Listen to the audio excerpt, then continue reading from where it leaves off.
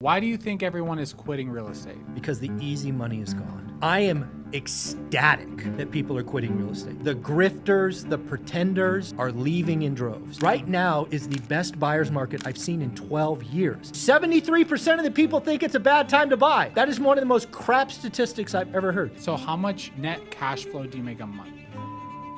Depending good, bad, and in different months. I paid $4,000 to talk to Graham Stephan. I saw that. Honestly, it was a ripoff. Now, it was actually worth $20,000, and here's why. I've been grinding for 25 years, and the hardest years for me were 2005 and 2006, 2022 and 2023. Because I've been doing this 2 boom cycles now, and it's the same story. Money comes flying off the sidelines. Real estate is easy. Everybody thinks you can't lose. All these strategies come out of nowhere, and the pretenders and grifters, they soak up the oxygen, and then they get stupid, and they're frauds, and they're thieves, and they go away and become Starbucks baristas. So what I would tell you to do is, Michael Zuber, you lied to me. You lied to me. You said I was going to be able to buy rentals and live off the cash flow and not have to work anymore. I own 20 rentals and I'm still working. What happened? well, first off, you have to admit your lifestyle is a little higher than most. No, yeah, maybe. Yeah, I maybe got just few a little, kids. right? Yeah, Got yeah. a few kids, got another one on the way. So first, let's address that in right away. Can you buy rental properties and really live off the cash flow? Yeah. The answer is obviously yes. Plenty of people do those. But what I will say is most people won't. What I think you should do with one rental at a time or rentals in general is complement whatever your retirement plan is going to be, right? Most people aren't going to build a portfolio over the course of 10 years that, allows them to replace their income and live lavishly and do all these amazing things. It's possible, but not probable. I do think that real estate with leverage and the benefits of taxes and all the beauty that is real estate over time is the surest way for people to get wealthy. Those are vastly different discussions. Yeah. You're talking about replacing active income, Yes. and I'm talking about building wealth, right? Everyday wealth builders. We're not talking about replacing your active income. It can happen, but it won't happen quickly. You've been buying rentals. You're at 20, but you've been doing it for like 7 seconds. Yeah. Right? No. I've been doing it for 25 years. That is vastly different. I've been buying rentals now for almost 10 years. So you have Isn't that crazy? That is pretty awesome. So how are you doing on the first one? My first ones are crushing it. If you watch the Graham Stephan episode, he was like, oh, these are good right here. Vegas. These are good. All my Vegas ones, good. SoCal, good. I still have those 2 losers in Joshua Tree. Yeah. But so this is my question to you. Yep. First of all, how many rentals do you have now? 180. You have 180? I thought you only had 80. No, 180. And how many are paid off? Ooh, I would have to guess it'd be close, probably a third. A third? Yeah. So how much net cash flow do you make a month? Shoot, 45 to 80, depending good, bad, and in different months, right? Okay. I have, right. So damn. So I need that many rentals to get to 40K. Well, again, I'm in California, right? A little bit higher rents. I don't know that you need those. Again, what this whole magic is about understanding what your monthly expenses are. Yeah. Let's just pretend for a minute it's 10 grand. I know it's not 10 grand. You're a baller. Let's go to 20. Let's All right, do 20. It doesn't matter. So it's Yeah. 20. So what you need to do is you need to build a portfolio that spits off some number X 20. Yes. Right? When you're at 20, it probably only needs to do 2X. If you're at like 8, you probably need to 3X that, right? Because the variability and expenses and bad months and all of that Can you explain that again? Yeah, so if your lifestyle costs $20,000, Yeah.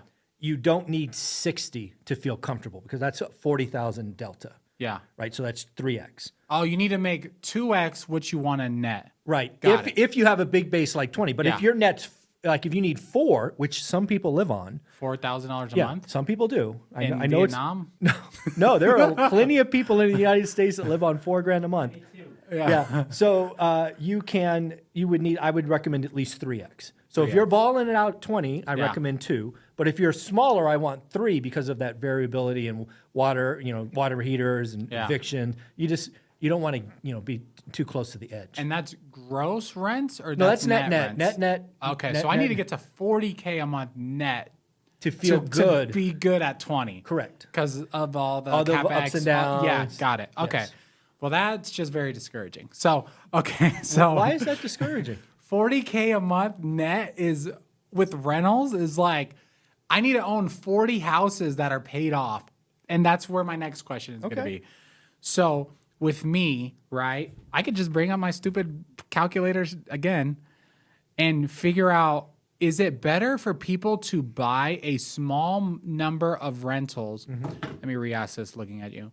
Is it better for people to buy a small number of rentals and pay them off, or to own hundreds of rentals and then you just have a smaller net cash flow per door?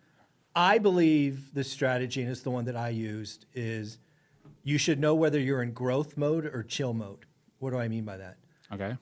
While you're building your portfolio, in my case, I was busting my ass as a W-2, traveling all over the world, living below my means, buy. Yeah. And then at some point, you get to the end of the journey and going, I don't want to run that fast anymore. I want to move over to chill mode. So what Olivia and I did is we actually shrank our portfolio about 50 units, and we paid off a bunch. Yeah. Right? So again, what I would tell a guy like you who's hungry and driving is build a portfolio to whatever you think a number is. And in a decade, you can go, hey, I'm going to sell the dogs, Yeah. right? Take my money back, get my appreciation, whatever, pay off half my portfolio, and overnight, you've got the cash flow that you need to retire. So I think you should be building, and then at some point sell the ugly ones, which you'll know, and then pay the rest off. The problem is, before we look at my rental portfolio again, is like, I don't want to get into like this huge amount of debt. Like, I'm in $3 million worth of debt right now, and it's like, for me, that's a lot. Am I thinking too small? Am I being a little? Well, you're being a little bitch. You're being a bitch. No. Well, again, like, so my portfolio. Michael's never called me a bitch. Thank God I'm far away from you. Well, you're pretty buff. You're pretty buff. So again, if you're, what I would ask you to look at is, don't look at the debt. Look at the rental income compared to the mortgages. Okay. So like your rental income is probably $30,000 or whatever it is. If you like, Yeah. So so your loan balance is 3.1. yes. Roughly. So what's your total rent? And your rent's 34,000. Yeah. So you're more. Okay. Here's where I'd want you. So right now your mortgage payment's about 24. Yeah. And your rent's 34. Yeah. That's pretty skinny. Yeah, that is skinny. Yeah. So that really means you're probably only Making nothing. Yeah. You're making $2,000 best case. Yeah. Yeah. If that. Yeah. If that. Yeah. Right. Everything goes right. Yeah. Yeah. Right. So that's pretty high leverage. Like if you saw what we had, like my rent's, I don't know, 250-ish, something like that. And our debt's, I don't know, 47 or something.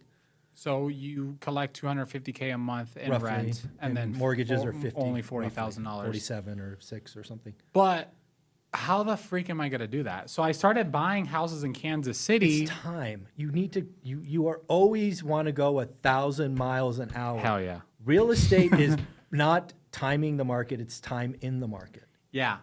Well, I'm just trying to use, because I want to retire in the next 5 years. I don't want to work anymore. Well, Super. you could do that. Yeah. You have to go to live in a cheaper place. No, my problem is not the living expenses. $20,000 a month, But I don't have a mortgage. and you're still spending $20,000 a month.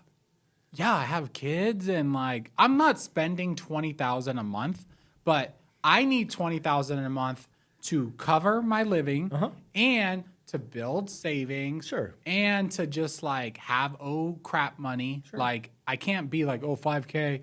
Oops. Yeah, and then what I'm saying. Sorry, kids. Yeah. You don't need those braces. Yeah, exactly. So like, I feel like 20K is reasonable. I don't feel like that's like living lavishly. Okay. Or do you think so?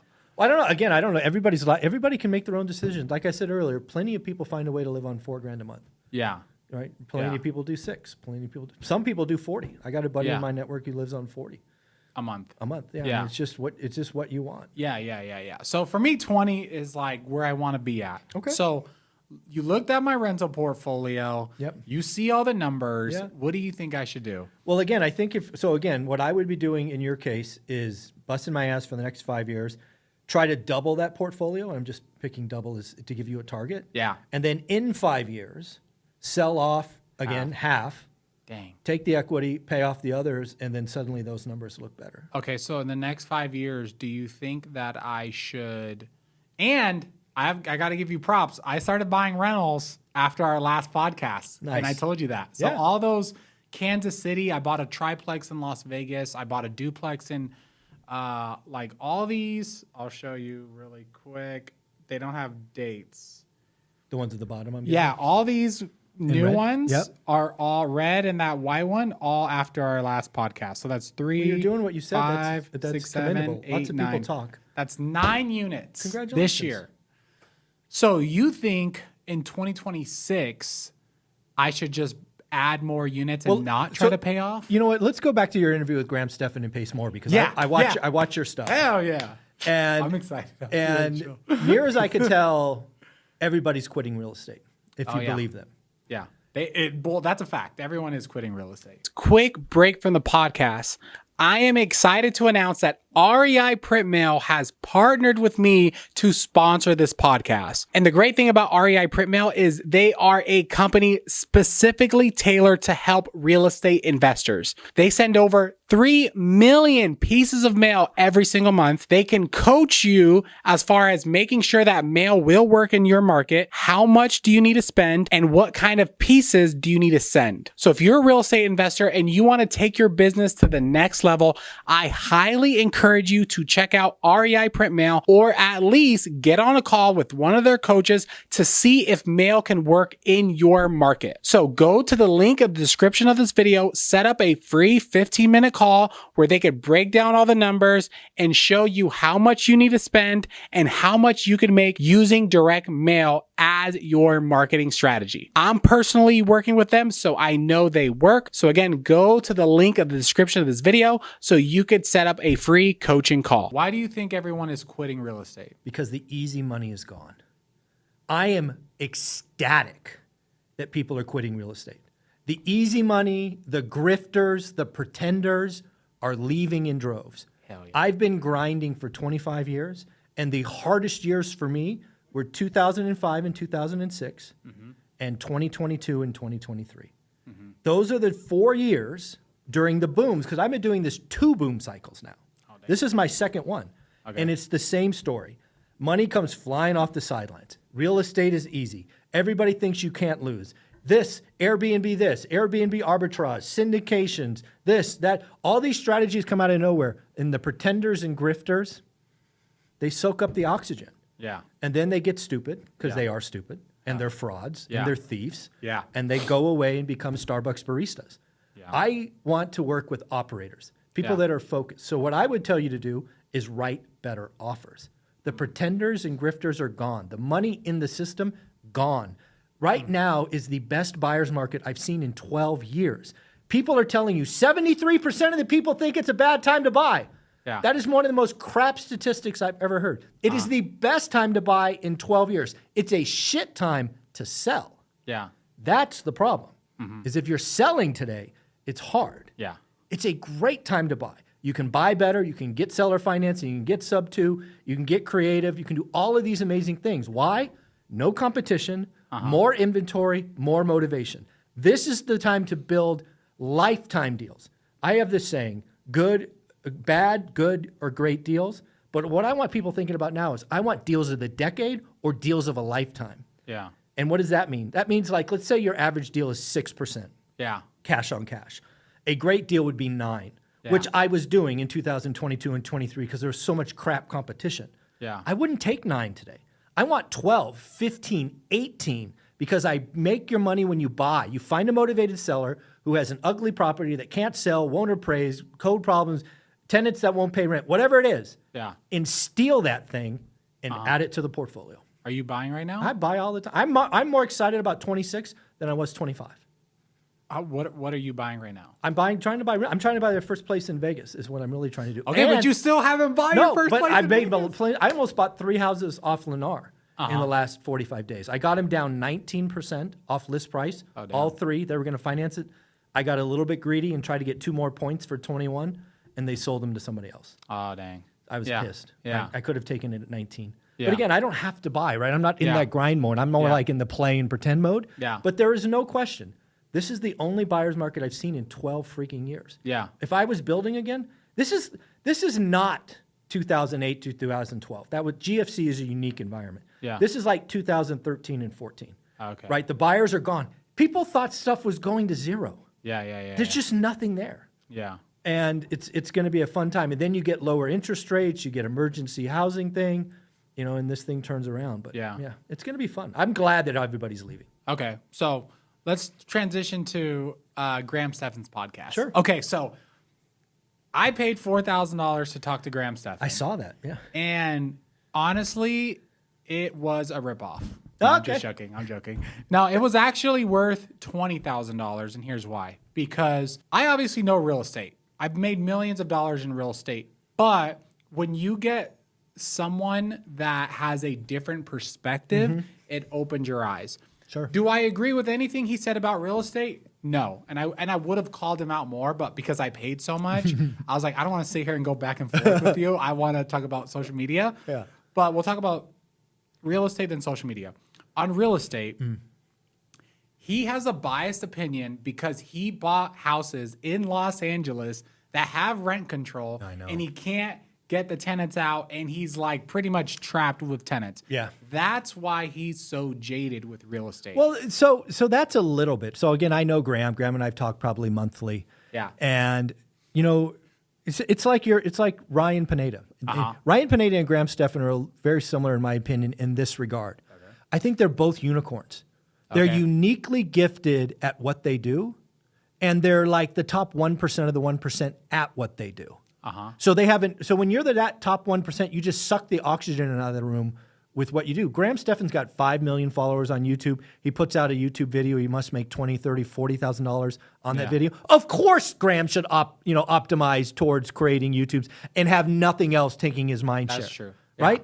He's a freaking unicorn. Now, if you think you can build wealth by building a YouTube channel, you can't. No. But go ahead and try. Yeah. Right? Yeah. Most people can, in a decade, build a real estate portfolio of 4 or 5 or 10 units. Yeah. Right? Which path is right for most people? My path. Yeah. If you're Graham Stephan or Ryan Pineda and you're a unicorn and you can execute like nobody's business on your specific thing, go nuts. Most of us aren't unicorns. Yeah. That's the thing that we have to forget, right? When Ryan Pineda talks about his great M19 thing that he spun out of nowhere and he's printing millions of dollars now, most of us can't do that. Yeah. Right? We're not Ryan. We're not Graham. So that's why I think a lot of people get distracted. Exactly. So you know what, Graham? I want to be on coffee hour, and I honestly think, on not hyperbole, he's, I guess, persuading people to get out of real estate that should not. I still think it's the easiest, most logical way to become a millionaire and retire is through real estate. If you could whip out a YouTube video and make $20,000, yes, you should do that. You should, If you're that person, optimize there. Yeah. Total mind share. Don't want to get anything cluttered. Yeah. I get it. Yeah, but if you're just the Just dumb an employee somewhere? high school dropout guy, Yeah. there's no other way. There's it's no not other way. Bitcoin. You're not going to invest in the S&P 500 your No. way to be a millionaire. If you want to Working at get wealthy McDonald's.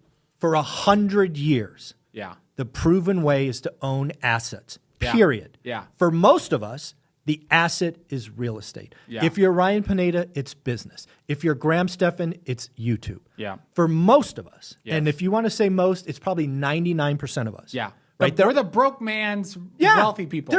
But here's the deal. The thing that I have a problem with when I interact with people that go, oh, you know Ryan Pineda. I go, yeah, I know Ryan. They go, for whatever reason, they like, I can do what he does. I'm like, no, you can.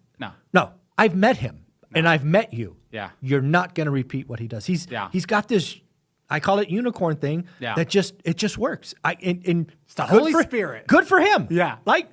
I wish him all the best. But he does make it look easy. He does, yeah. And some people get distracted by that. But that's back to the point about everybody quitting real estate. That's why everybody's quitting. They fucking think it's easy. This is for grinders and operators and people that are going to make it day in and day out. The first 5 years suck. Yeah. But it is the way for most of us to get wealthy. Yeah. No argument. You can't argue the facts. Most of us will get wealthy over a decade. Yeah. Inflation's a feature, not a bug. Yeah. It is just that simple. Grind, and look up in a decade and see where you are. Yeah. What do you think about, to stay on Graham Stephan before we get to the social media part? Sure. What did you think about that episode? I thought it was really good. I thought he went over things I've never heard him talk about anywhere else. Hell yeah. I like his thoughts on real estate. I don't think he had broached. I actually pinged him after that interview. I go, dude, you never told me this. He's like, yeah, it's, they're quitting real estate and selling. They wish, like you really felt it in his voice. Oh yeah. Like, I felt I saw a different side of Graham getting interviewed versus him interviewing people. Yeah. And I was asking that's what I'm saying. Like it was more of a coaching thing because I genuinely wanted to know things. It wasn't a retention play. And you were trying to play. Yeah. I was like trying to, and what I got out of it was like, he's so good at social media that it makes sense for him to just put all of his effort into his genius zone versus that. Real If estate. you could do it again, I would ask him a question like that. That's the one thing that after I was done watching was like, Graham, don't you know how much of a unique? And I've actually pinged him. He's in Japan right now. Yeah. I'm gonna try to interview him and try to get him back to that point because I think that's a missing point. Yeah. I do think a lot of people are seeing that video, not realizing the nuance of LA. Like if you gave me a house in LA County, I would sell it immediately. Yeah, we get houses every day in LA. Ignore it. And we don't buy them. No, of course not. Why would you? I mean, it's like so bad. it's Russia there, or North Korea or something. Yeah. Right. And Gavin Newsom's trying to run for president, but we're gonna get to that later. Get to that in a minute. Yeah. Woo! Yeah. Let me just say this: in bro culture with Gavin Newsom, I just have to go here. He, if you're gonna sleep with your best friend's wife, that's all you have to know about the human being. Oh my gosh! That's who he is. He sleeps with his best friend's wife. That's all you have to know. Oh no! So back to Graham Stephan's interview. Okay. I want it because I think that's an important point. I think a lot of people look up to Graham. Yeah. Myself included. I started my channel because I watched him when I was in Taiwan 7 years ago. Yeah. It means something to me. Yeah. And I think a lot of people look at that like real estate's not worth it. But they don't understand. Yeah. For most of us, 99% of us, the only way we're going to get wealthy is real estate. Yeah. Most of us aren't Graham Stephan, Ryan Pineda. Most of us aren't going to have enough income to save for the S&P 500 and get somewhere. You've got to look for that alternative. And I always talk about it. It's in my book, right? You get to 4. I'm not telling you you're going to replace your active income. But if you work till 65, you have a 401k, and you have 4 rentals, you have better options. Yeah. That's the game I'm trying to play. Yeah. I'm not trying to, if you want to be, go out and replace your income in 5 years, I'm here for you. Yeah. But for most people, I want them to have better options at 65. The average 65-year-old retires with $160,000. Yeah. That is disgusting. Yeah. I'm trying to fix that. Yeah. Okay, so I am going to just confront you for the next 5 minutes. And Why would today be any different? That's everyone. Okay, I'm going to call you on your crap. Awesome. Okay, so let me ask ChatGPT because ChatGPT is going to be my helper. Oh, shit. Do I get ChatGPT too? No. Okay, Zoran Mandani is a New York politician who wants to be mayor of New York. Soon to be mayor, yep. Soon to be mayor of New York. Mm-hmm. He is calling for a rent freeze, meaning landlords will not be able to raise rents for a certain amount of time. Mm-hmm. His goal is to help renters who are struggling with high housing costs in New York City. Do you believe that's actually going to work? No, it's never worked in human history.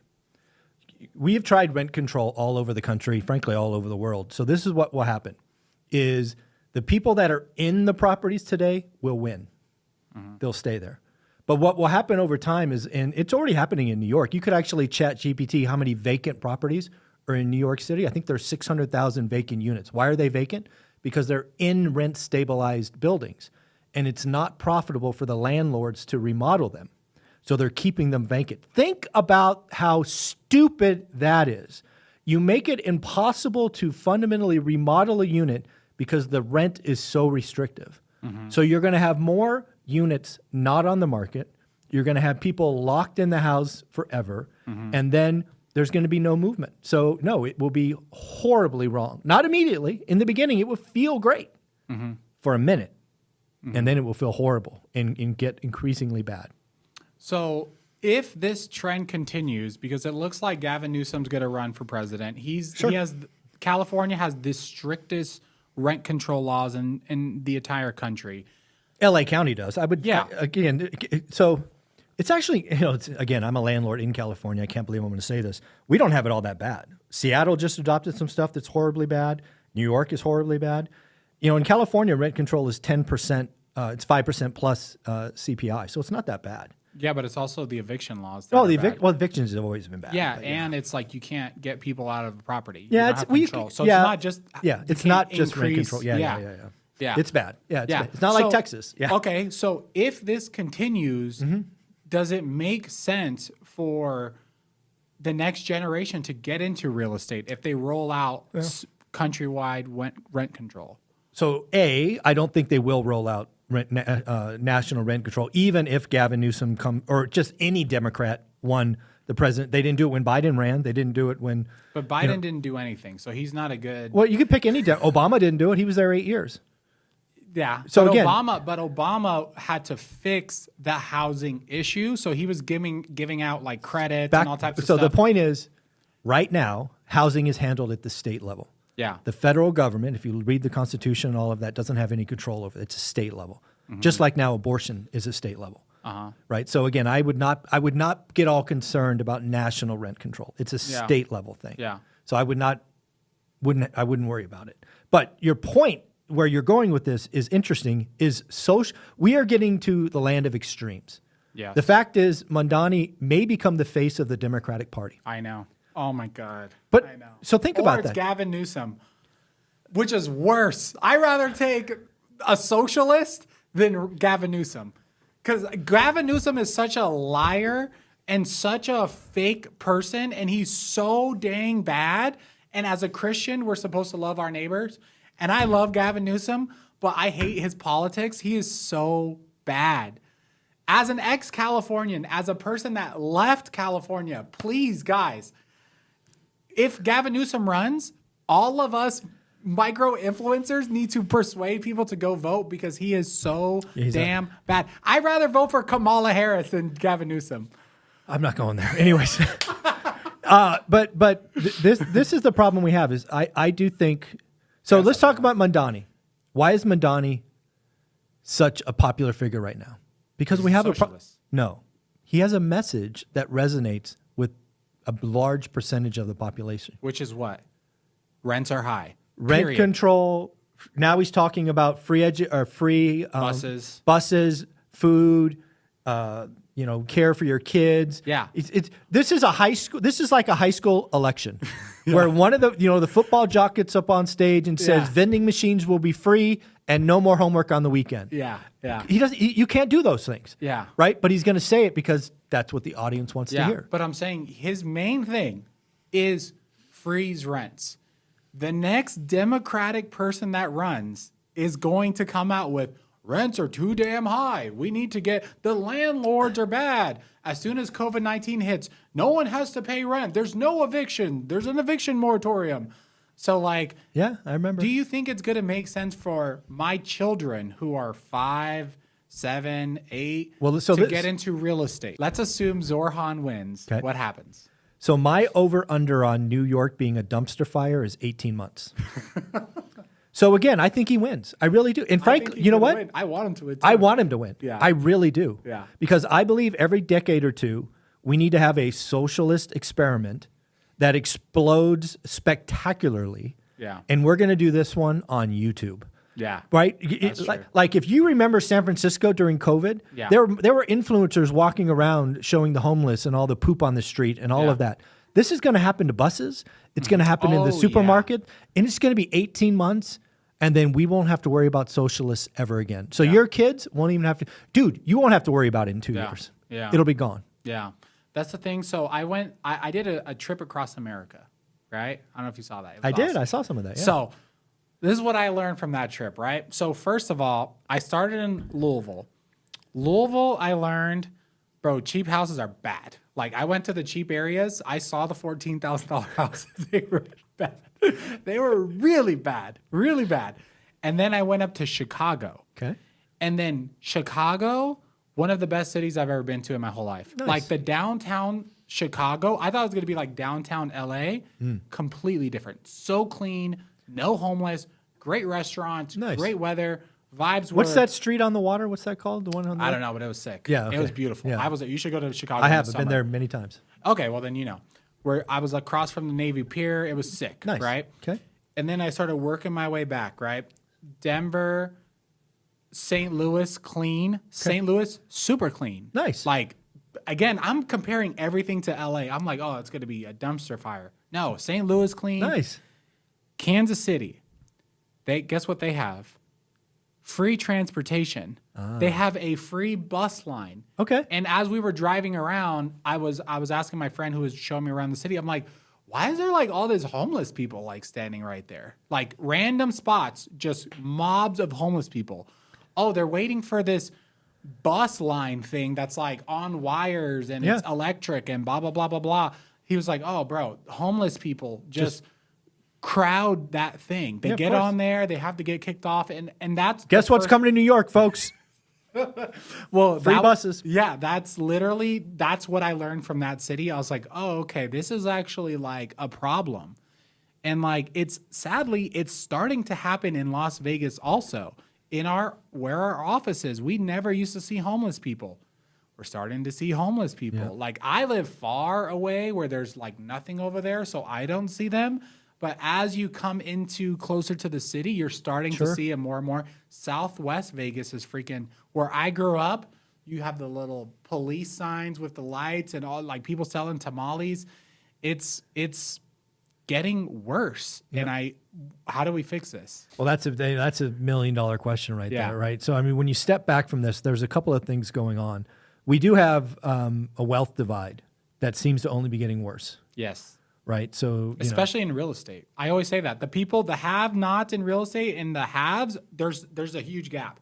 There's not a bunch of people making $200 to $400K a year. It's like $100K or less or $1 million bucks. Yeah, that's it. Yeah, I think that's true in most of what's going on right now. The have and have-nots, the K-shaped economy, whatever you want to call that.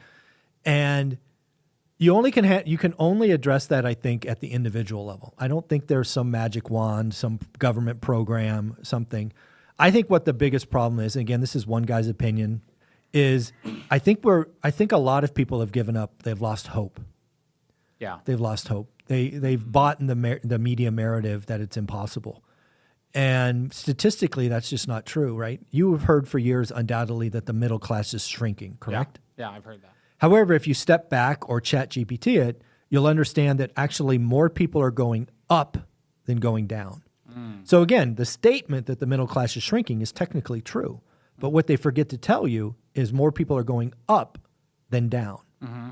So what does that mean? That means there's a game to be played.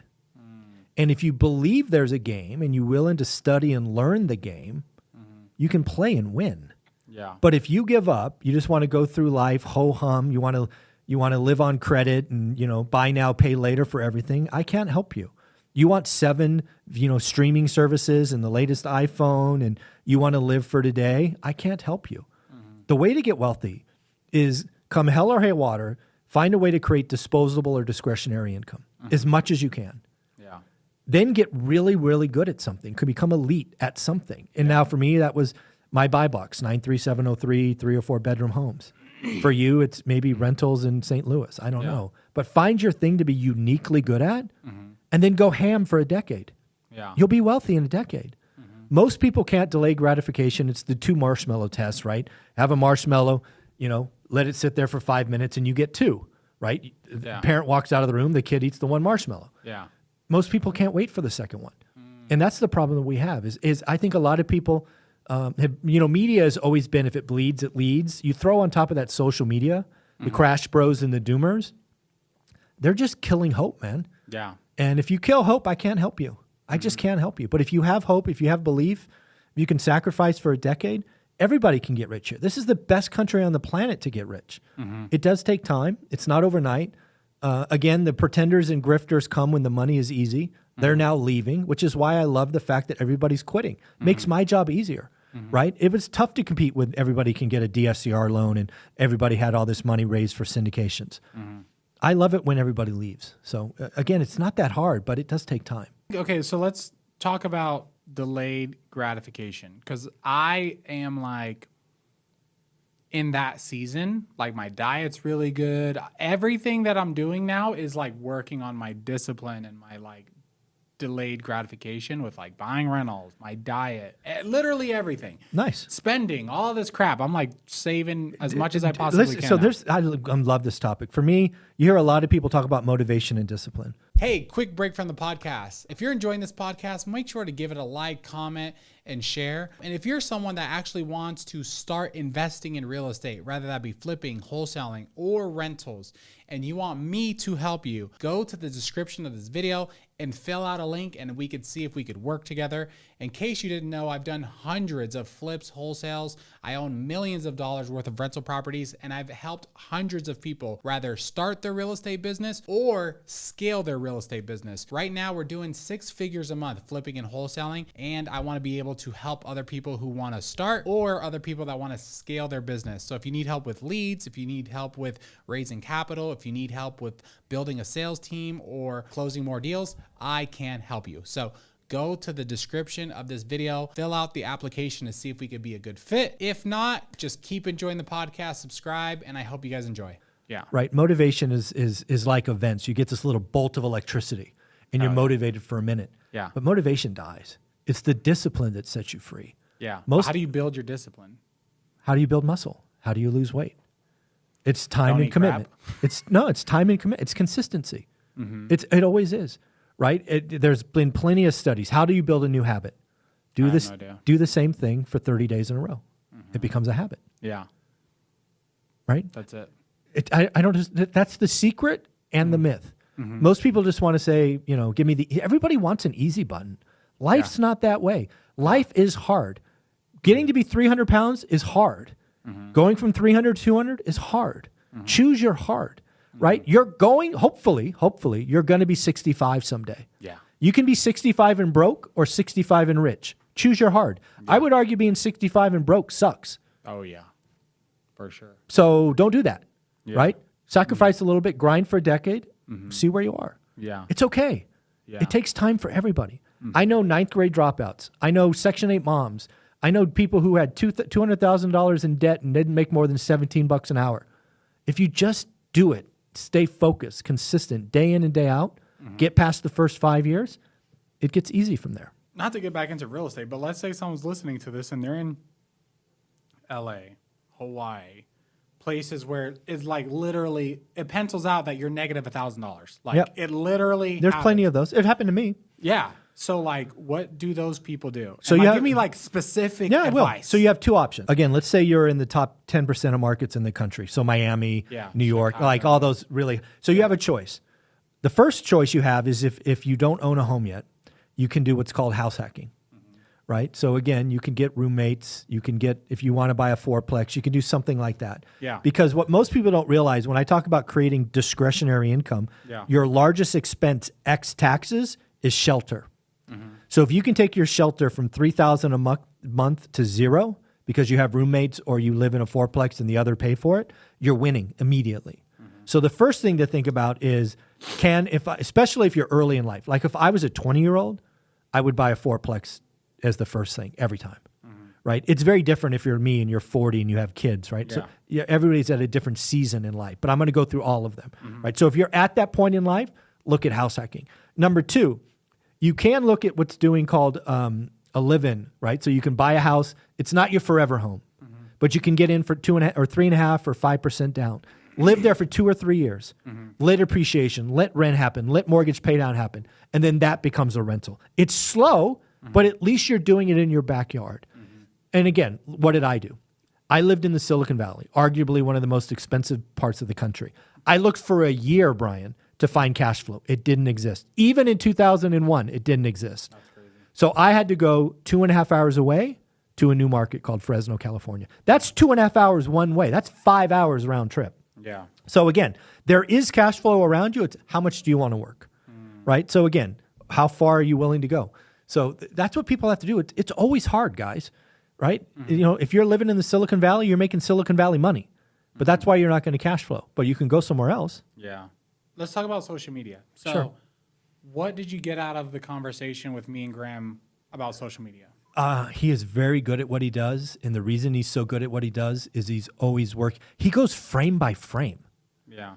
As a guy who has never edited a single video, to listen to Graham say that he spends upwards of 12 hours on a single video hurts my head. I haven't spent 12 hours on my videos in 7 years. I know. It's like, well, that's why he is what he is, right? Because he's willing to do what I'm not willing to do. Yeah. And again, if you know anything about his story, he did the same thing with fish tanks, right? Back in the day when he was in high school and of that age, he was this infatuated with fish tanks and coral and fish and all these. He just like laser focuses on something, and over time becomes the top 1% of the 1%. He just chose YouTube, which happens to be a very high-paying career. He is not balanced. Yeah. That's the thing that people don't get about Graham, is he's not a balanced individual. And it's okay. He makes it work, but he's not balanced. Most of us would not want to do what Graham does. Yeah. Right? I mean, let's just be real. Do you want to spend 12 hours in front of a computer? I couldn't even do it. Yeah. I mean, not once. Yeah. Are you freaking kidding me? Yeah. Right? But again, there are people out there. Again, people say it all. There are people out there that are just killers. Yeah. And he's a killer. He is. And he deserves all the rewards that he's getting. Yeah. Because most of us aren't willing to do what he does and aren't willing to do it. How long has he been doing? Like a decade? Yeah. Can you imagine doing that every day for a decade? Yeah. Kill me now. Yeah. But that's why he's who he is. He's got that thing. What I learned from going to Graham Stephan's house is like, one, he is ultra focused on videos, and that's literally his life.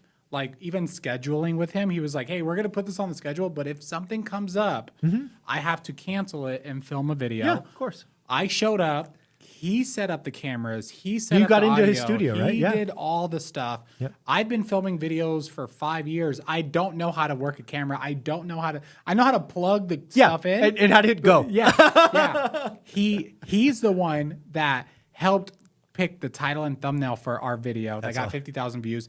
He had us send him the edited file, and he went in there and tweaked it. and tweaked it and made sure everything was good.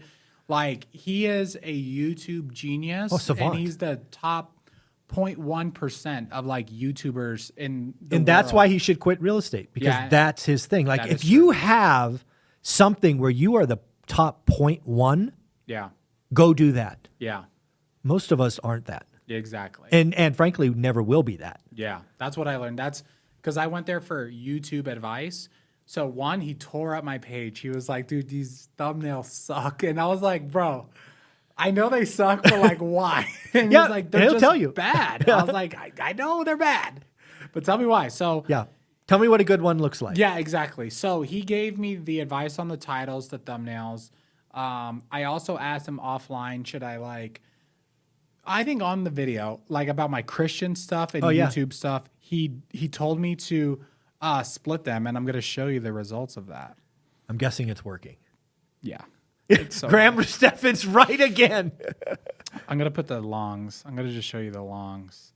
We'll Again, put this up for is the people why to see. this is why he is so good at what he does. Oh, he's just 101, 160. That's crazy numbers. On a brand new page, and I've been bumping my head fighting for 3,000 views. That's crazy. Per month. And Those he's are like, oh, split them and improve the thumbnails and 75x. 100,000x. Like it's just crazy. And I'm like, okay, so that was worth it. Yeah, no kidding. Seeing his dedication towards it, I was like, okay, like there's levels to this. There's levels to this. And what I got out of that is I just need to hire someone to do that for me.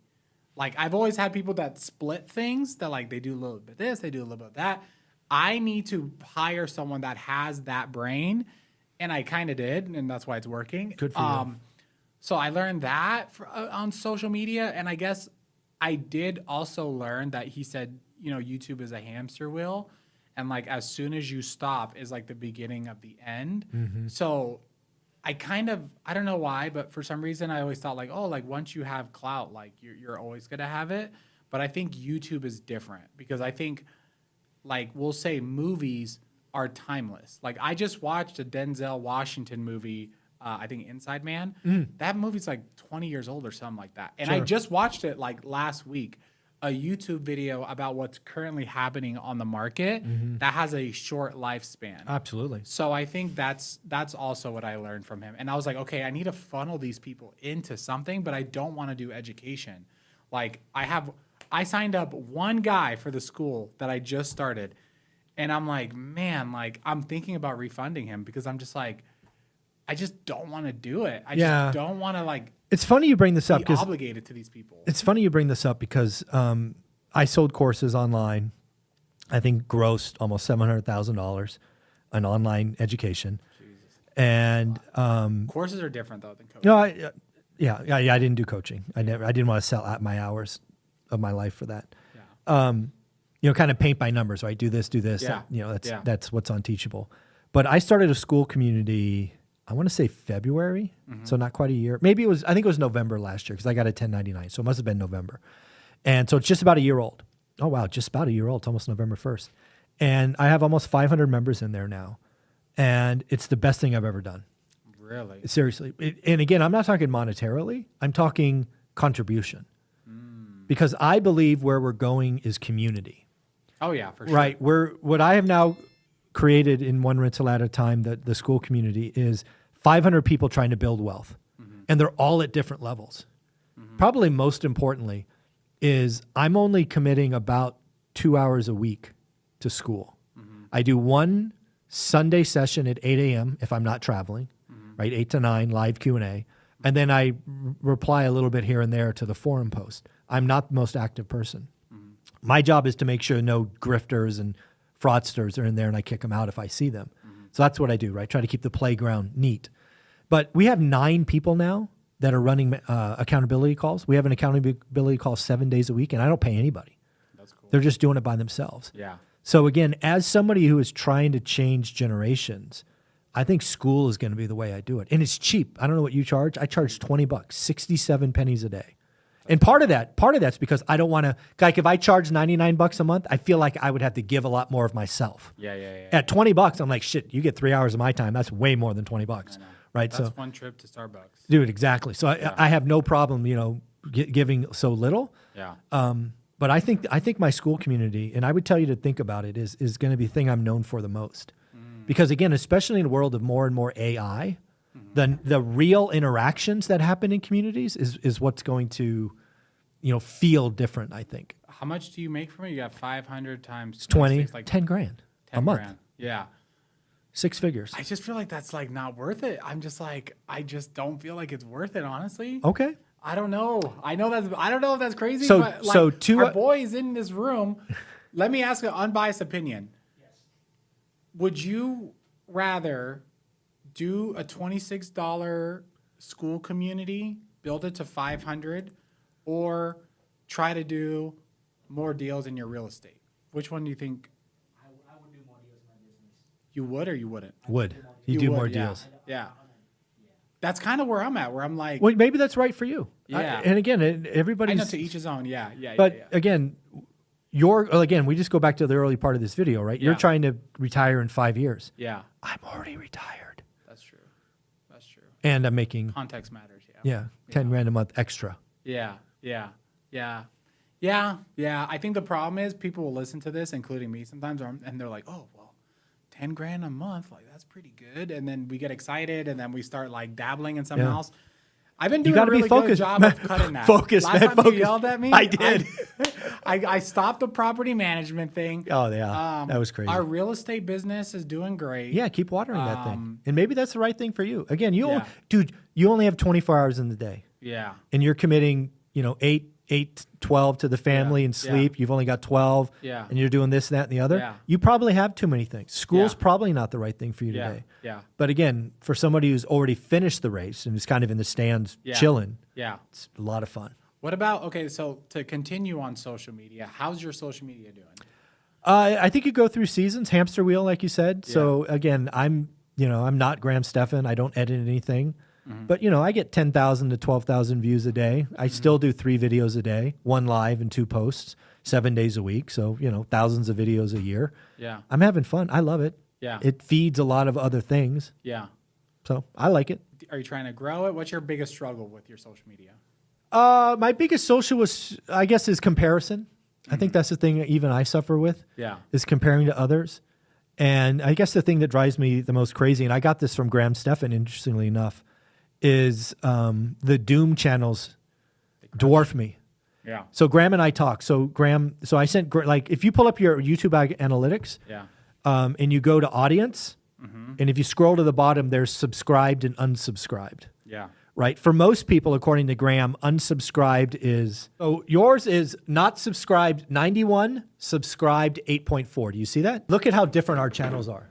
Because you're so big, you got the old man. Dude, I can't see shit. No, actually, it's close. It's close. So see subscribed and not subscribed, how different they are? Damn, 77% of your video I have a loyal base. They watch. They I'm watch. the complete opposite of But you. this is what Graham tells me, that this is most people. He goes, Zuber, you're an odd duck.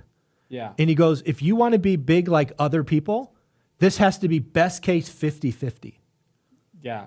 So he That's says, crazy that 70, just so people understand, 77% of his watch hours are from people that are subscribed. So that means, you know, 7 out of 10 people that are watching his videos are the same people over and over again. exactly. That's crazy. And you got 9%. 90. 9. So 9% of my viewers are repeat viewers. Correct. Which is insane. I feel like that's bad. No, he said that's what. So back to what Graham told me. So again, I'm friends with Graham. I sent him this. I said, Graham, dude, this is bothering me because I didn't know. I didn't know what it meant, and we all know Graham knows what it means, right? So Graham goes. He said he was really kind. He goes, "Can I tell you the truth?" I'm like, "Yes, of course. Tell me the truth." He goes, "You're not growing because no new people are watching your stuff." Yeah. Which is true, right? Only the old people are watching. Nobody new's coming. Yeah. So what he told me to go is, you have to make a choice. Yeah. If you want to grow. Yeah. You have to lean into negative headlines and negative thumbnails. Hell yeah. That's not who I am. Yeah. I'm opportunity, possibility, but whatever, right? Graham's the best. He's the savant. So for 6 weeks, I leaned into what Graham said. Negative. And it worked. Hell yeah. I got 150,000 more views. Dang, son. Subscribers went up. However, my comment section became a toxic soup of losers. And as liberals. Losers. I didn't say that. Losers. That was a joke, kind of. Brokies. Yeah. Give up. Yeah. No hope. Whatever. People are gonna clip this on and give it crap. But remember what my goal is. My goal is to change lives. Is to establish hope, not kill hope. Yeah. And they were all brokies and losers. Yeah. And I have to tell you, for the first time ever, I thought about quitting YouTube. Really? Because I answer every question. I answer every comment still to this day. That's crazy. And to see all the losers, I'm like, I'm out of here. I don't want to be around these people. Yeah. So I had to go back to the original way. I just have to know that I won't grow. But that's okay. I had another idea, Zuber. What if we did a show together? Go ahead. Let's go. I thought about it. Because this is what I think. There's a couple ways to dominate in social media, right? One is you put high quality video, you do one a week. It's super high quality. Sure. It's Mr. Beast style, something like that, right? Mm-hmm. Another one is current topics, right? So I thought about doing almost like a PBD type podcast where it's like once a week or twice a week. Sure. Where it's like, this is what happened, like Zuber or Zangani, blah, blah, blah, blah, blah, blah, blah. Zillow, blah, blah, blah, blah, blah, blah, blah, blah. We could do a show every Friday at 8 a.m. if you want. Are you down? Yeah, we can. Are you down? But you got to remember, I'm here sometimes and I'm not. So we'll have to do some virtual. Yeah. But we can I think it'll be good try. We can do a show every Friday at 8 a.m. I think, and then in the future, I don't want to go too deep into this, but in the future, it should be like a live show. I have no, I go live on StreamYard all the time. I go live 7:30 a.m. 5 days a week. Yeah, so I think that's kind of like, if you want to do one this Friday at 8 a.m., I'll bring you on my channel. I think I'm down. We could stream it on both of our channels, couldn't we? Of course. Yeah, StreamYard lets you set it up. Yeah, I think that's the future. I think for me, because then you don't have to come up with topics. It's not so repetitive. So you and I both bring to the table Friday morning at 8, 2 topics. We go live. Yeah. 2 topics each. Good. Okay. Yeah, I think that's good. 2 to 5, whatever. Yeah, whatever. Let's go. Yeah, I think that's good. Okay, but what topics? Is it just real estate? No, but it could be Christian stuff. Could be anything. Yeah. Okay. Some of my most watched videos with a guy named that you've met, actually, Brian Adamson, at my event, right? The African American guy, were Christian topics. Because again, I don't Christian. Never read the Bible, but there's a lot of stuff that relate to that. So any topic's fair game. I got no secrets. But like current topic. Yeah, I don't care. Yeah, I think that's good. Okay, well that's good. I've had this idea, and I tried to talk to Ryan about it, and Ryan wanted to do it, but he's too like all over the place. Like It's hard to schedule. Is super hard. He's going out to Florida for like a few days. He's like literally Yeah. I'm not gonna tell his business. He's traveling a lot. Yeah. But anyways, what other topics you want to cover? Well, again, I think. Well, let me ask you. I mean, Okay. again, I think everybody quitting real estate is happening, and it's a good thing. But what are you seeing? Right? Again, you've been going to events all over the place. I'm very negative towards real estate. So that's what I think. Oh, I love it. Yeah. That's good. I feel bad, but I feel like I don't know if when my kids are adults, will they be able to make a living in real estate? I think wholesaling is dying. It's so illegal. It's getting harder and harder. More regulations are coming in for wholesalers. Sure. Everybody wants to freeze rents. The landlords are the bad guys. Like this isn't even hyperbole. It's like if you live in Southern California, it's hard to get permits. It's hard to evict tenants. It's hard to wholesale. They want you to disclose every single little thing. There's states now where you could rescind sales that happen. You could go to jail for not disclosing. I have friends in Phoenix, Arizona. I'm not going to say their names. The Department of Real Estate is coming after them for wholesaling. So it's like, why would I tell my kids, yeah, you should become a wholesaler. That's a good career path. It just doesn't seem like it's going in the right direction. So again, I think the story is not how you make your income; it's how you build your wealth. Yeah. Well, I'm talking about making income because I make my income through real estate. Right. That's my job. But that doesn't mean your kids have to. Exactly. But how are they gonna make their income? They're not gonna live off of my wealth. No, I'm not building wealth for my kids. No. I'm building wealth so me and my wife can retire and enjoy our lives. Amen. My kids are still gonna work. Amen. Yeah. No, I tell my oldest son right now, he's like, can I get a haircut? I'm like, bro, like make money. Like he's How old 14. is he? Oh yeah. I'm like, bro. Dude, I had a job at 12. So yeah. I started working at 15. So I'm already like, you need to go do something. Yeah. This isn't like a free ride. I like that. But I like anyways. that, yeah. So again, I think at the end of the day, it's really hard. But one thing I will tell you, because my daughter's 34, so I'm on the other side of this. Damn. So yeah, it's Your what daughter's happens. just me. Yeah, it's what happens when you start young. Where was I going with this? So again, you don't know what your kids are going to do. But what I would tell you again is, it's really easy to be negative, given what's going on. I don't even think that's it's just realistic. No, it's not. Bro, it is. It goes through seasons. I've studied real estate all the way back to 1970. Okay. There are some seasons when it's in the sun and some season when it's in the shade. Uh-huh. And right now it does feel like it's under attack. Yeah. I will agree with you. But Yeah. it won't always be that way. I don't know. It won't always be that. It just hasn't historically. Maybe because I'm young, but I honestly, I don't see how the rent control thing gets better. I don't see them coming out being like, you know what? F the renters. We're on the landlord side. I just don't see that So happening. it will never be that explicit. But Yeah. again, I would ask you offline to go study all the vacant units in New York City. I looked it up, and honestly, ChatGPT is saying there's only 30,000. No, there's 600,000 vacant units in different, and you got to look up rent stabilized units. Ask ChatGPT. We're gonna test. How many vacant units in New York City from rent stabilized units? What does that mean? So again, there are units in New York City that are under rent control, meaning you can't raise rents to some level. Yeah. And landlords who own those buildings are just not filling them. So actually it says 50,000. You see? Yeah. Not 600. No. Okay, hold on. Let's see what it's saying. Reporting city. So city number of rent stabilized units that were vacant but not available for rent. 40. Oh, that was in 2021. There were 600? No, 42,000 and 43,000. Mm-hmm. Okay. Doesn't know how many are today. So let's just talk about what that is and why that's a problem and why it only gets worse from here. Basically, in these rent stabilized units, AKA rent controlled, you can only raise rent so much when it goes vacant. Yeah. Okay. So what the landlords are telling you, why there's now, let's say 50,000, not 650,000, is it is not profitable to repair the unit and rent it at this level. So they're keeping it vacant. Yeah. And what does that do to values? You can actually look up rent stabilized apartments for sale in New York, and they're collapsing because they're not profitable. Yeah. So what's going to happen is eventually these entire buildings will be vacant, or the laws will change. Yeah. Yeah. That's just how math works. I don't know.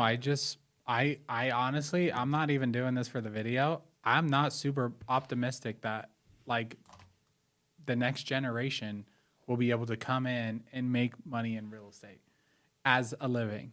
Like Zillow, you saw the Zillow lawsuit? Oh yeah.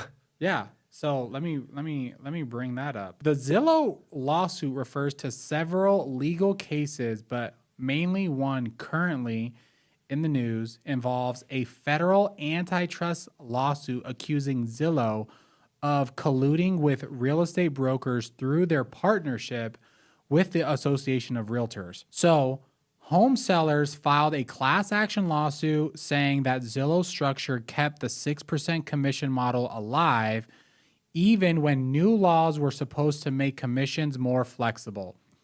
So guess what's going to happen? Real estate commissions are under attack.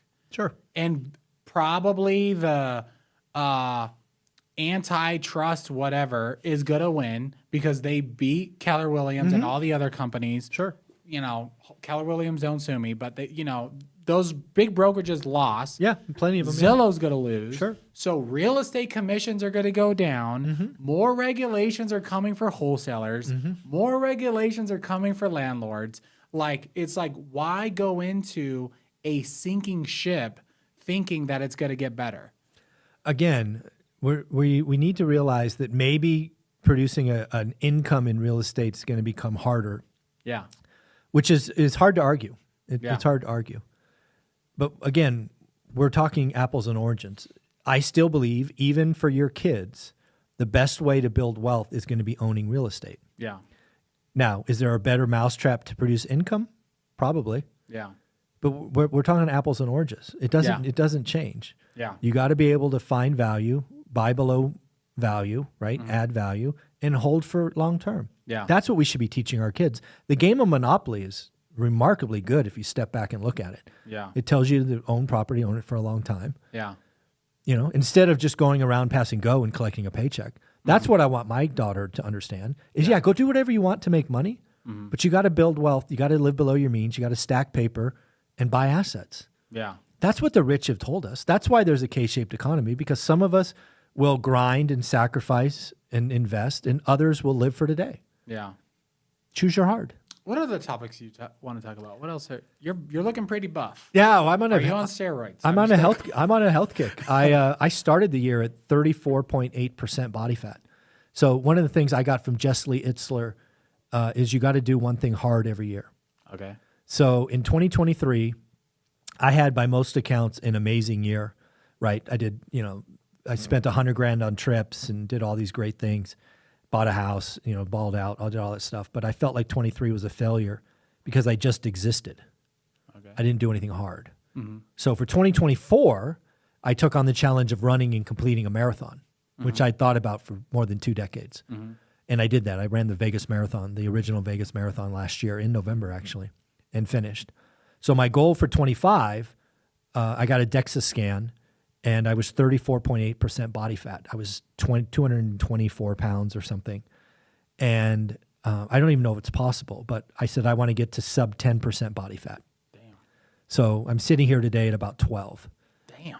And, I've lost 40 pounds of fat, added 15 pounds of muscle, and I'm about 8 weeks away from the end of the year. So I have about 8 weeks to lose 2%. Yeah. And we'll see what happens. Can you just fast? I don't know. Maybe I think the last 4 weeks are going to get interesting. Yeah. But yeah, I don't know. I don't know where this is going to go. And it's been fun. It's been a really interesting journey to get healthy again. And I haven't done anything crazy. I up my walks. Like I walk more. I do 10,000 to 15,000 steps a day. I eat clean. No more. I don't drink alcohol anymore. Don't eat desserts. I got a Ninja Creamy that turns these frozen ice cubes of protein into ice cream. It's amazing. What is it called? I need to get that. Ninja Creamy, man. It's the best thing. Ninja Creamy. That's what I need. Because I'm on a diet kick too. But I don't want to give up desserts. Like, I'm like, bro, so this is my dessert every day, and it's magical. Oh, you eat it every day, fatty? Oh, okay. So this is how you make it. You take a vanilla. So I like vanilla. So it's vanilla Greek yogurt. Okay. You take vanilla protein powder. Okay. And you take vanilla muscle milk or whatever, like low sugar protein. You throw that into a blender. You mix it all up. You throw it into these 4 containers. You freeze them. They come out like ice cubes, like this thick. You throw it in Ninja Creamy for 4 minutes. it spins it up, it suddenly becomes ice cream. It's 55 to 60 grams of protein. Oh, damn. So you're damn right I eat that every day. Yeah. That's good. How And much sugar is in it? It's not much. The only thing that really has sugar is going to be a little bit in the protein, and I have a reduced sugar milk that goes in, so it's not much. Oh, okay. It's like, I think I calculated 380 to 420 calories because it's not perfect mix. Yeah. But for almost 60 grams of protein, That's pretty good. freaking beautiful, man. How many calories are you eating a day? 2,100. I try to stay at Oh, 2,100. okay. So you're not doing like a big cut. No, because I'm walking, a lot, and I'm doing still working out 4 to 5 times a week. Yeah. So yeah, That's pretty good. Yeah, I check my blood. I have high LDL. So I'm like, is that the frick, good or dude. bad? That's ones? the bad one. Oh yeah, you gotta watch that. I think because I did that cross country thing, bro, I was pigging out. A lot of fast food. Chicago, I was crushing Chicago. But now I'm doing like 1,500 calories right now. Wow. Yeah, I'm burning. 1,500. Yeah, 1,500. Yeah. But you get used to it, honestly. Like if you do it for a So week, you must be fasting. You're only doing 2 meals a day? I'm doing like 1 meal a day. Oh, okay. Yeah. So you can have a decent 1 meal. Yeah, but dude, my 1 meal, 1,500 is probably on the high end. So like, I'll have a salad with fish, no salt, no seasoning, No dressing. no nothing. Another thing that I've noticed is like, you don't really have to put seasonings on fish and stuff when you cook it, because you can just put it on after. Yeah. So if you're doing it both, you're just taking Double. a lot of sodium. Yeah. So I'm eating fish and salad every day. Okay. And then we're doing date nights, so I kind of pig out on date nights a little bit, but not like normal. Yeah. But the only thing I'm struggling with is like, dude, I want to have dessert. I'm like, No, this Bro, Ninja Creamy will change your life. okay, I'm gonna try that. It was I'm gonna freaking try magical. that. It's not like to go black too magic. deep in it, but like, is there any other like recipes Dude, instead of vanilla? no, I mean, again, you just choose what you want. Chocolate, peanut butter, whatever. You do Greek yogurt as the base. You do a protein shake. Make the protein shake whatever flavor you want. Yeah, And then you have to get a similar milk or liquid. yeah. Go ham. It'll be, I mean, I've done peanut butter. I've done, Can I get a Target? yeah, probably. I mean, you Amazon it for sure. I'm gonna freaking get that thing. Yeah. Any other topics you want to talk about? Yeah. I mean, I still think it feels like to me like you're losing hope, and you can't lose hope. Bro, I'm not losing hope. I'm losing hope in real estate. Oh, okay. All right. I honestly feel like this is my prediction. Everything always swings, right? We went super woke, liberal. Now we're like Trump's posted memes of immigrants being deported. I believe we're gonna swing back. Oh, really? Okay. I think we're gonna swing back, and it's gonna be Gavin Newsom or. So let me ask you Zandani. this. So what do you? So okay, 2028 is the next election, right? Yeah. Do I have that right? Yeah. So let's assume it's Gavin Newsom and JD Vance. Let's just assume those Yeah. are the two running. Yeah. It seems to me that you think Newsom has a better chance than Yeah. Vance. Okay. Yeah. I think.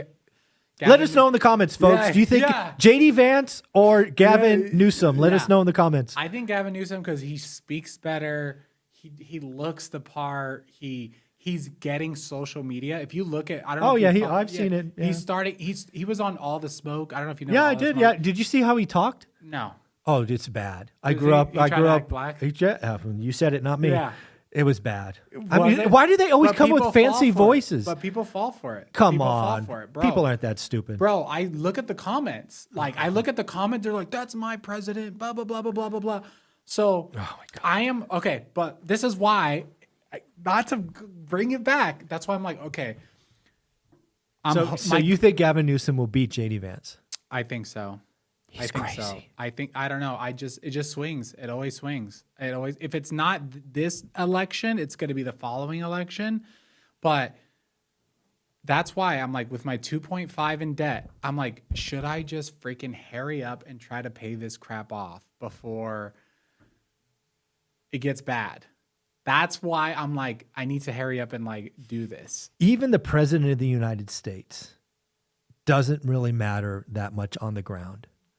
It's far more state and local and real estate. I can't. As soon as Donald Trump won, we started making more money. Oh, I understand. Immediately. I've seen it. Immediately. Like literally, it was like a light switch. We started getting more deals. We started getting like, I think the president does matter. And I also Psychologically, believe, yeah. Mhm. And I also believe, great example is my YouTube page. Yeah. You go in a different ship.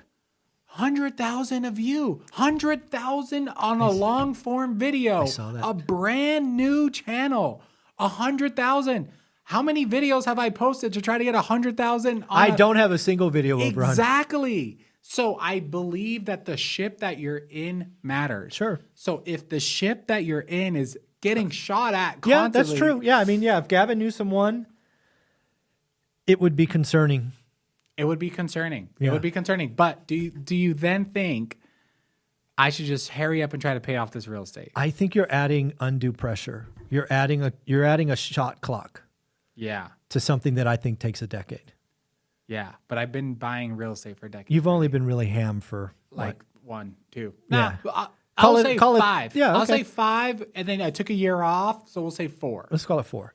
Yeah. And again, I've never changed my opinion. The first 5 years suck, and you really see the movement after 5, but it still takes 10. So again, Trump's got this office for another 3 of those, so that'll Yeah. get you to 7, Yeah. right? So you should see real movement. And no, I don't think you should add a shot clock. You should keep doing what you're doing. You have 6 more or whatever it was Yeah. since we last spoke. Should I keep buying in Kansas City? I don't or know what do you wherever think? the numbers work. I don't know your markets. That's a you discussion. Well, it's easy. California, high appreciation, no cash flow. Kansas City, high cash flow, no appreciation. But can you buy better in Kansas City? Like, can you buy with a 20% value?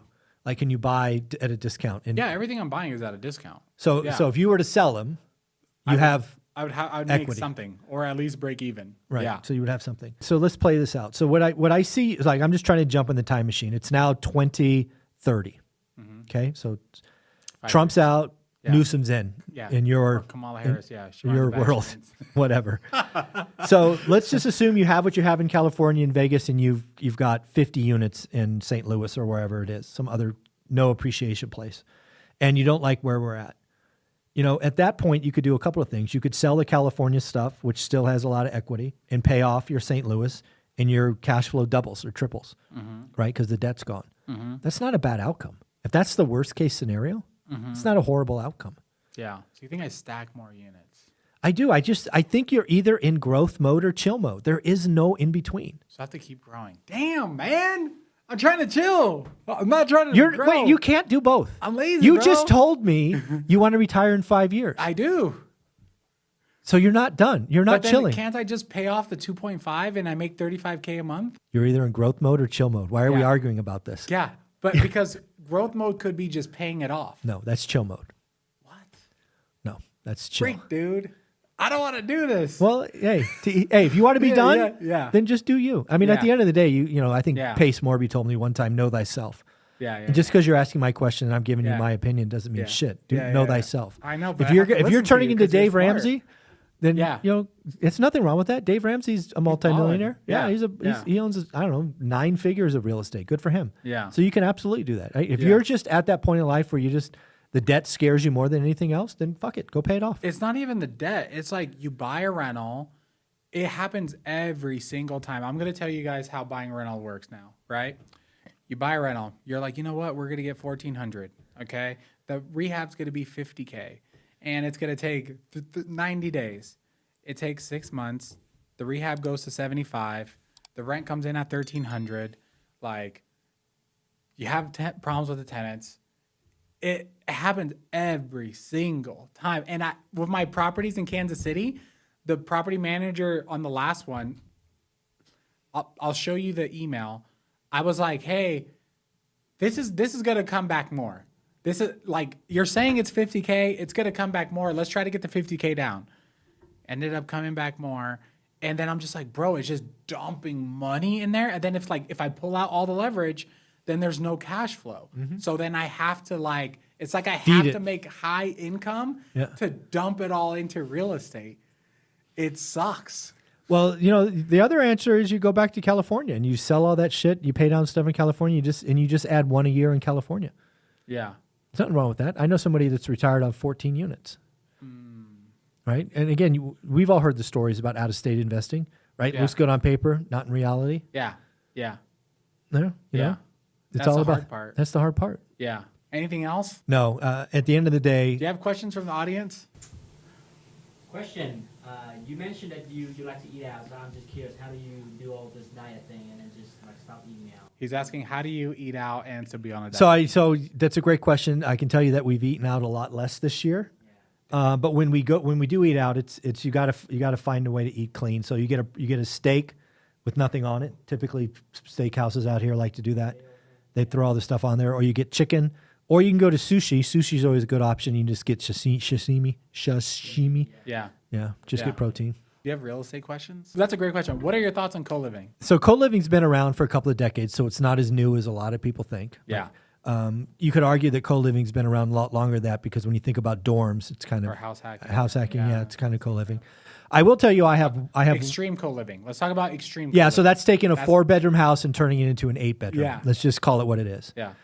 I have some concerns about that, and my concerns are it feels like we're on the Airbnb arbitrage route, where it works, then people talk about it, more people do it, it kind of becomes this vortex, and then suddenly out of nowhere, the city goes bam. Yeah. I think that's what's going to happen. That's why I'm not doing it. Yeah. So that's my concern about. I have lots of people in my network doing co-living. I have a guy coming to my conference talking about co-living, because I do think it can be done right.